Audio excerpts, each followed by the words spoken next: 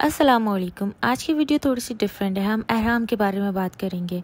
जब हम सऊदी अरब ट्रैवल कर रहे होते हैं तो पायलट हमें रास्ते में ही बताता है कि मीकात कहाँ पे आता है और हमें हमेशा मीकात से पहले एहराम पहनना होता है। खाने काबा पहुँचने से पहले 5 मीकात आते हैं जिनके नाम स्क्रीन पे मेंशन है। इन मिकात से पहले आपको एहराम पहनना होता है और नियत करनी होती है। अगर आप इन मिकात को क्रॉस कर लेंगे बगैर एहराम तो आपको दम देना होता है। दम मतलब आपको एक जुर्माना करना होगा जिसमें आपको कुर्बानी करनी होती है किसी भी जानवर की और वो गरीबों में तकसीम करना होता है।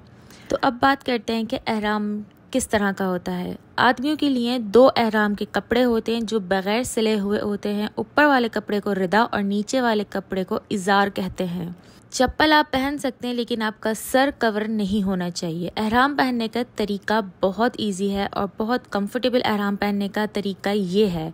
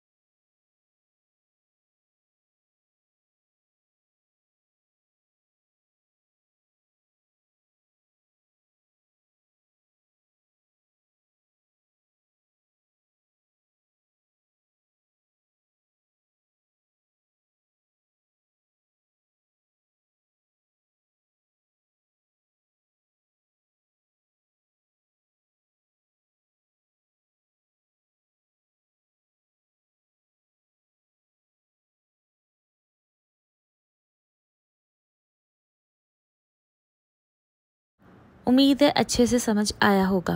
अब बात करते हैं औरत के एहराम के लिए। औरत का एहराम कोई मखसूस नहीं है, सिर्फ नकाब और ग्लव्स के अलावा वो एक नॉर्मल कपड़े पहनती है एहराम के लिए। औरत के एहराम के कोई अहकामात नहीं है कि वो किस तरह के कलर या किस तरह का कपड़ा पहन सकती है। औरत सिर्फ एक नॉर्मल सादा साफ सुथरा पाक कपड़ा पहन के उम्रा कर सकती है।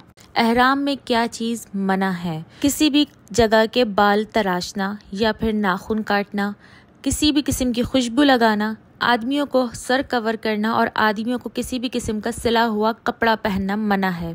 किसी भी किस्म का एग्रीमेंट, निकाह या कुछ भी आप नहीं कर सकते, ना ही किसी को नुकसान पहुंचा सकते या किसी जानवर को मार सकते हैं। अगर आप किसी और मुल्क से ट्रैवल करते हैं तो आप एहराम घर से पहन कर जा रहे होते हैं और रास्ते में आपको नियत करनी होती है।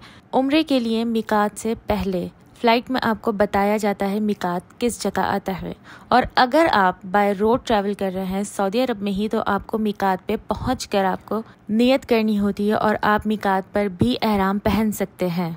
मिकात से लेकर खाने काबा पहुंचने तक आपने तकबीर करनी होती है, मुसलसल तकबीर करनी होती है जब तक आप खाने काबा तक ना पहुंच जाएं। तकबीर स्क्रीन पे आ रही है, यही तकबीर आप कर रहे होते हैं। एहराम का तरीका और एहराम में क्या चीज़ें मना है वो हम कंप्लीट कर चुके हैं। इंशाल्लाह उम्रे का तरीका हम नेक्स्ट वीडियो में बताएंगे। उम्मीद है ये सब चीज़ें आपके काम आएंगी। अल्लाह हाफ़िज़।